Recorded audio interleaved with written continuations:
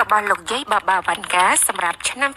2026នេះសង្គ្រាមលោកលើកទី3នឹងអាចផ្ទុះឡើងលោកយាយបាបាវ៉ាន់កាដែលជាគ្រូទូទេដ៏ល្បីឈ្មោះនៅលើពិភពលោកដែលគាត់មានឈ្មោះពិតថាវ៉ាន់ហ្គេលៀហ្គូស្តូរ៉ូវ៉ាដែលគាត់បានបាត់បង់ការមើលឃើញនៅពេលដែលលោកយាយមានអាយុ12ឆ្នាំកំឡុងពេលដែលគាត់ត្រូវបានព្យុះបោកបក់លោកយាយបាបាវ៉ាន់កាត្រូវបានគេរកឃើញនៅប៉ុន្មានថ្ងៃក្រោយមកប៉ុន្តែជាអកុសលភ្នែករបស់គាត់ទាំងសងខាងមិនអាចមើលបានដូចដើមវិញនោះទេដោយពេលនោះលោកយាយបាបាវ៉ាន់កាបាននិយាយថាពេលដែលគាត់កំពុងតែជួបនៅហេតុការណ៍ព្យុះបោកបក់គាត់នោះគាត់បានជួបប្រទះនឹងការនិមិត្តលើកដំបូងក្នុងកំឡុងពេលនោះដែរលោកយាយបានអះអាងថាគាត់ហាក់បីដូចជាទទួលបានអំណោយដ៏កម្រមួយពីព្រះដោយគាត់អាចមើលឃើញអំពីអនាគតនៅជុំវិញពិភពលោកយាយបាបាវ៉ាន់កាបានទទួលមរណភាពនៅក្នុងអាយុ84ឆ្នាំនៅក្នុងអំឡុងឆ្នាំ1996ទោះបីជាលោកយាយបានបាត់បង់ជីវិតក៏ដោយប៉ុន្តែគាត់ក៏បានធ្វើការទូទាយជាច្រើនសម្រាប់ប្រចាំឆ្នាំនីមួយ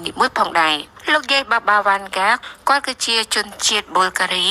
ហើយគាត់ក៏ជាគ្រូទូទេដ៏ល្បីមួយរូបផងដែរនៅលើពិភពលោកដោយអត្រាទូទេរបស់គាត់ត្រូវបានរហូតដល់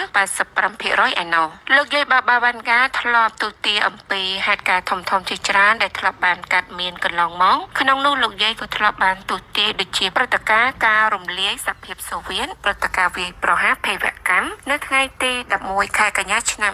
2001ការទូទាអំពីការសោយទីបង្គោលរបស់ព្រះនាងដៃណាការទូទាអំពីមហន្តរាយឆេណូបាយនិងការទូទាអំពីរលកយក្សស៊ូណាមីរំជួយដីនិងដំណោះស្រាយជំងឺមហារីកជាដើមដោយក្នុងនោះលោកយាយបាបាវ៉ាន់កាធ្លាប់បានទូទាថាអវសានពិភពលោកគឺចាប់ផ្ដើមពីឆ្នាំ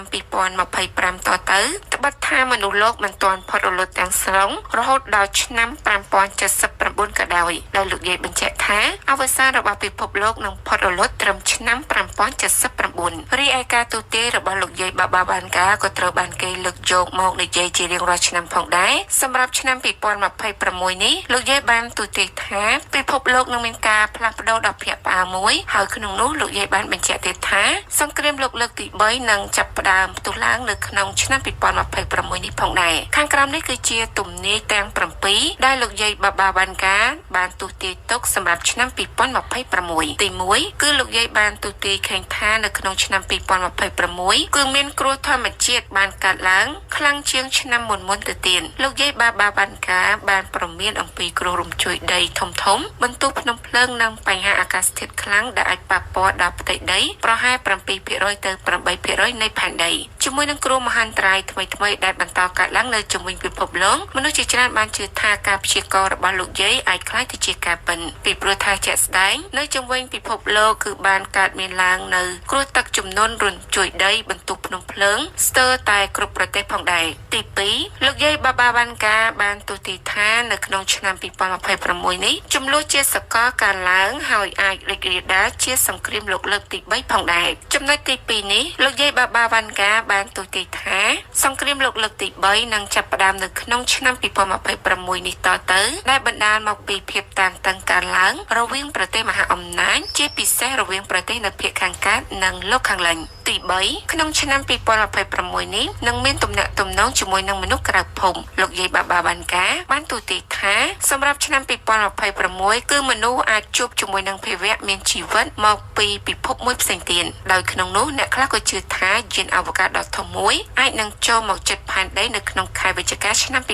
2026ដែលនាំឲ្យមានការចាប់អារម្មណ៍និងការភ័យខ្លាចជាសកលទី4ឥទ្ធិពលរបស់បញ្ញាសិប្បនិម្មិតឬក៏ AI មានការកើនឡើងធ្វើឲ្យមនុស្សមានការបាត់បង់ការងារផងដែរលោកយាយបាបាវ៉ាន់កាបានទូទាយថាឥទ្ធិពលរបស់បញ្ញាសិប្បនិម្មិតឬក៏ AI នឹងមានធម៌ពលកាន់តែខ្លាំងឡើងបានជះឥទ្ធិពលអាក្រក់ដល់មនុស្សនៅក្នុងឆ្នាំ2026នេះដោយ AI បានកាន់កាប់ការងារជាច្រើននិងបង្កើនក្តីព្រួយបារម្ភអំពីសីលធម៌និងសុវត្ថិភាពដល់មនុស្សផងដែរទី5ការរីកចម្រើនខាងផ្នែកវិទ្យាសាស្ត្រលោកយាយបាបាវ៉ាន់កាបានទូទាយថាអ្នកវិទ្យាសាស្ត្រអាចនឹងបោះជំហានធំឆ្ពោះទៅរកការបង្កើតសរីរាង្គសំយោគដូចជាបេះដូងឬក៏ថ្លើមជាដើមទី6របបកំហើញផ្នែកវិទ្យាសាស្ត្រលោកយាយបាបាវ៉ាន់កាបានទូទាយថាការធ្វើតេស្តឈាមថ្មីអាចនឹងកើតមានឡើងនៅក្នុងឆ្នាំ 2026ដែលអ្នកវិទ្យាសាស្ត្រអាចរកឃើញប្រភេទផ្សេងៗនៃជំងឺមហារីកនៅដំណាក់កាលដំបូងនេះមានន័យថាគ្រូពេទ្យអាចរកឃើញជំងឺមហារីកបានឆាប់ព្យាបាលវាបានលឿនជាងមុននិងអាចជួយសង្គ្រោះជីវិតមនុស្សបានកាន់តែច្រើនជាងមុនទី7ពិភពលោកនឹងជួបនៅបញ្ហាសេដ្ឋកិច្ចខ្លាំងពិភពលោកនឹងអាចប្រឈមមុខនៅបញ្ហាហិរញ្ញវត្ថុខ្លាំងនៅក្នុងឆ្នាំ2026ដោយសារតែមានការផ្ទុះសង្គ្រាមគ្រោះមហន្តរាយធម្មជាតិនិងបញ្ហានយោបាយនៅជុំវិញពិភពលោកផងដែរសូមបញ្ជាក់ផងដែរថាទោះបីជាការទូទាយរបស់លោកយាយបាបាវ៉ាន់កាមិនមានផុសតាងបង្ហាញច្បាស់លាស់ក៏ដោយប៉ុន្តែមនុស្សជាច្រើនមានជំនឿទៅលើការទូទាយរបស់លោកយាយដែលជឿថាព្រឹត្តិការណ៍នៅក្នុងឆ្នាំ2026នេះអាចជាឆ្នាំមួយពោពេញទៅដោយព្រឹត្តិការណ៍ដ៏ព្រឹកព្រួចជាច្រើននិងការផ្លាស់ប្ដូរធំៗសម្រាប់ពិភពលោកផងដែរ